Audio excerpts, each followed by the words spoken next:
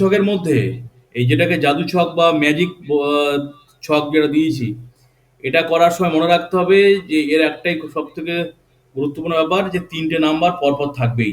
সে এইভাবে থাক, বা এইভাবে থাক, বা এইভাবে থাক, বা এইভাবে থাক, বা এইভাবে বা এইভাবে বা যেভাবে হোক ৩ টে নাম্বার পরপর থাকবেই। সেটাকে খুঁজে বের করতে হবে।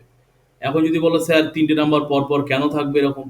তার কারণ হলো কি ৩ টে নাম্বার এইজন্যই থাকবে কারণ যেভাবেই যোগ করো না কেন যোগফল সব একই হবে। এই ৩ টে নাম্বার যোগ করলে যা হবে, এই ৩ টে যোগ করলে তাই হবে, এই ৩ টে যোগ করলে তাই হবে, এই ৩ টেও তাই, এই ৩ টেও তাই, এটাও তাই। এই কোণাকুণিও যোগ করলে একই হবে। যোগফল সব দিকে একই হবে। এটাই জাদু ছকের প্রধান বৈশিষ্ট্য। তো ভালো করে মনে রাখবে এবং মন দিয়ে শোনো। দেখো কিভাবে করছি আমি, তারপরে বলবে হয়েছে কিনা। তা এবার যেটা দাঁড়াচ্ছে, এই যে জাদু ছক যেটা দিয়েছি, এই জাদু ছকের প্রথম কাজ হলো আমাদের দেখতে হবে কোথায় ৩টি সংখ্যা পরপর আছে। তো দেখে নিলাম এইটা পরপর আছে। তাহলে মনে রাখতে হবে এটা যোগ করলে যা হবে, ভালো করে বুঝবো, কথা বলবেন না, এটা যোগ করলে যা হবে সবগুলো যোগ করলে তাই হবে, যোগফল তাই হবে। তাহলে ১৪, ১০ আর ১৬ যোগ করে ফেলি। দেখো ১৪ যোগ ১০ যোগ ৬ যোগ করে ফেলেছি, যোগ করলে হবে ৩০। তাহলে দেখো এটা যোগ করলে ৩০ হলে সবগুলো যোগ করলে ৩০ হবে। এবার বাকিগুলো কিভাবে বের করছি দেখো। এই দেখো ৫ আর ১০ আছে। তাহলে বাকিটা কিভাবে বের করব? মন দিয়ে শুনবে। এইটা যোগ করলে ৩০ হবে। তা এই দুটো যদি আমি যোগ করে এই ৩০ থেকে বাদ দেই, তাহলে এটা পেয়ে যাব। কেন পেয়ে যাব? কারণ এদের যোগফল তো ৩০। বলেছি তো সব দিকে যোগফল করলে ৩০ই হবে। তাহলে দেখো ৩টে সংখ্যার যোগফল ৩০। দুটো দেওয়া আছে। তাহলে একটা বের করতে কি করতে হবে? দুটো যোগ করে ৩০ থেকে বাদ দিতে হবে। দেখো কিভাবে করব, দেখাবো কিভাবে। ৩০ থেকে ৫ যোগ ১০ এইভাবে বিয়োগ করে দেখাতে হবে।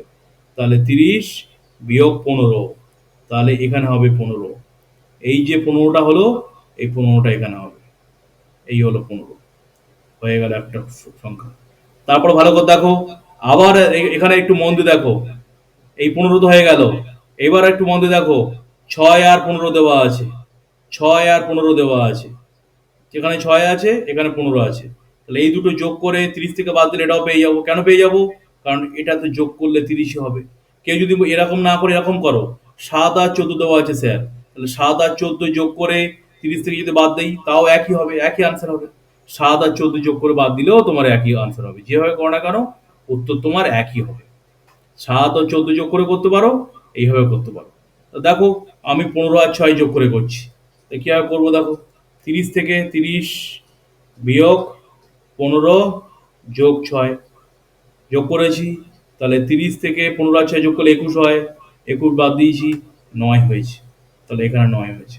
তোমার যদি মনে হয় ৭ আর ১৪ স্যার যোগ করে ৩০ থেকে বাদ দিলে ৯ হবে, হ্যাঁ ৭ আর ১৪ বাদ যোগ করো ২১ হবে।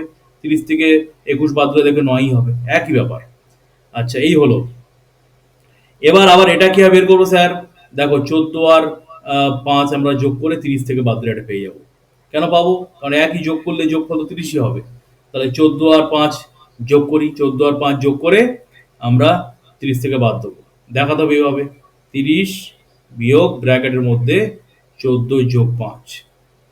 তাহলে ৩০ বিয়োগ ১৪ আর ৫ যোগ করলে ১৯ হয়। তা ৩০ থেকে ১৯ বাদ দিলে হয়ে যাবে ৩০ থেকে ১৯ বাদ দিলে হয়ে যাবে ১১। তাহলে এখানে উত্তর হয়ে গেল ১১। তাহলে এই জায়গা হয়ে গেল ১১ হয়ে গেল। ভালো করে বোঝো।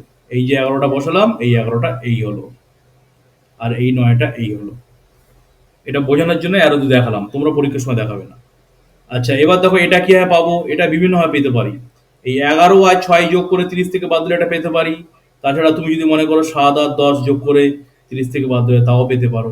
বিভিন্নভাবে পেতে পারো, কারণ সব দিকে যোগ করলে তো ৩০ই হবে। তাহলে দেখো ১১ আর ৬ যোগ করে ৩০ থেকে বাদ দিচ্ছি। দেখো ৩০ বিয়োগ ব্র্যাকেটের মধ্যে ১১ যোগ ৬। ৩০ থেকে বাদ দিচ্ছি, ১১ আর ৬ বাদ দিচ্ছি। তাহলে ৩০ থেকে ১১ আর ৬ বাদ দিলে ১৭ হবে। তাহলে ৩০ থেকে ১৭ বাদ দিলে হবে কি? ১৩। তাহলে উত্তর হয়ে গেল ১৩। এই হলো জাদু ছক। বলো কার কার মিলেছে?